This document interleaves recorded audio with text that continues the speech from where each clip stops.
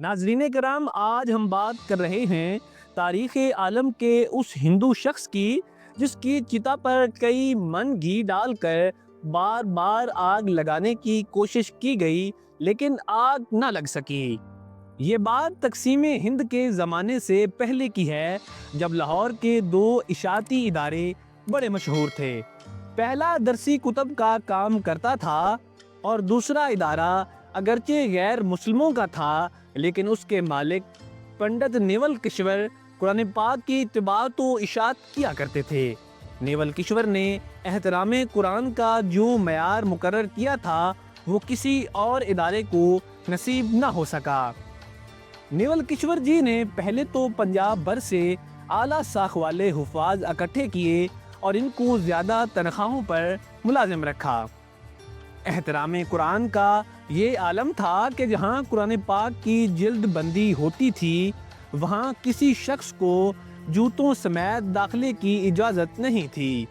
دو ایسے ملازم رکھے گئے تھے جن کا صرف اور صرف ایک ہی کام تھا کہ تمام دن ادارے کے مختلف کمروں کا چکر لگاتے رہتے تھے۔ کہیں کوئی کاغذ کا ایسا ٹکڑا جس پر قرآنی آیت لکھی ہوتی، اس کو انتہائی عزت و احترام سے اٹھا کر بوریوں میں جمع کرتے، پھر ان بوریوں کو احترام کے ساتھ زمین میں دفن کر دیا جاتا۔ وقت گزرتا گیا اور طباعت و اشاعت کا کام جاری رہا۔ پھر بر صغیر کی تقسیم ہوئی، مسلمان، ہندو اور سکھ نقل مکانی کرنے لگے۔ نیول کشور جی بھی لاہور سے ترک سکونت کر کے نئی دلی انڈیا چلے گئے۔ ان کے ادارے نے دلی میں بھی حسب ثابت قرآن پاک کی طباعت و اشاعت کا کام شروع کر دیا۔ یہاں بھی قرآن پاک کے احترام کا وہی عالم تھا۔ ادارہ ترقی کا سفر طے کرنے لگا اور کامیابی کی بلندی پر پہنچ گیا۔ نیول کشور جی بوڑھے ہو گئے اور اب گھر پر آرام کرنے لگے، جبکہ ان کے بچوں نے ادارے کا انتظام سنبھال لیا اور ادارے کی روایت کے مطابق قرآن حکیم کے ادب و احترام کا سلسلہ اسی طرح قائم رکھا۔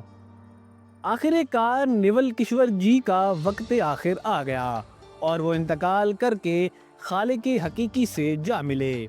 ان کی وفات پر ملک کے طول و عرض سے ان کے احباب ان کے ہاں پہنچے۔ ایک بہت بڑی تعداد میں لوگ ان کے قریۂ کرم میں شریک ہونے کے لیے شمشان گھاٹ پہنچے۔ ان کی آرتی کو چتا پر رکھا گیا۔ چتا پر گھی ڈال کر آگ لگائی جانے لگی تو ایک انتہائی حیرت انگیز واقعہ رونما ہوا۔ نیول کشور جی کی چتا آگ نہیں پکڑ رہی تھی۔ چتا پر اور گھی ڈالا گیا، پھر آگ لگانے کی کوشش کی گئی لیکن آگ پھر نہ لگی۔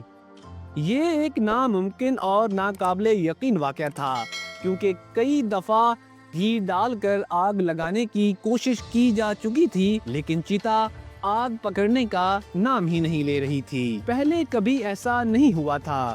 لمحوں میں خبر پورے شہر میں پھیل گئی کہ نیول کشور جی کی آرتی کو آگ نہیں لگ رہی۔ مخلوق خدا یہ سن کر شمشان گھاٹ کی طرف امڑ پڑی۔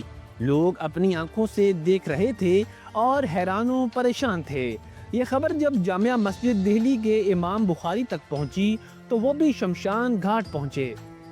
نیول کشور جی ان کے بہت قریبی دوست تھے اور وہ ان کے احترام قرآن کی عادت سے اچھی طرح واقف تھے۔ امام صاحب نے پنڈت جی کو مخاطب کرتے ہوئے کہا کہ آپ سب کی چتا جلانے کی کوشش کبھی کامیاب نہیں ہو پائے گی۔ اس شخص نے اللہ کی سچی کتاب کی عمر بھر جس طرح خدمت کی ہے اور جیسے احترام کیا ہے، اس کی وجہ سے اس کی چتا کو آگ نہیں لگ سکے گی، چاہے آپ پورے ہندوستان کا تیل اور گھی چتا پر ڈال دیں۔ اس لیے بہتر ہے کہ ان کو عزت و احترام کے ساتھ دفنا دیا جائے۔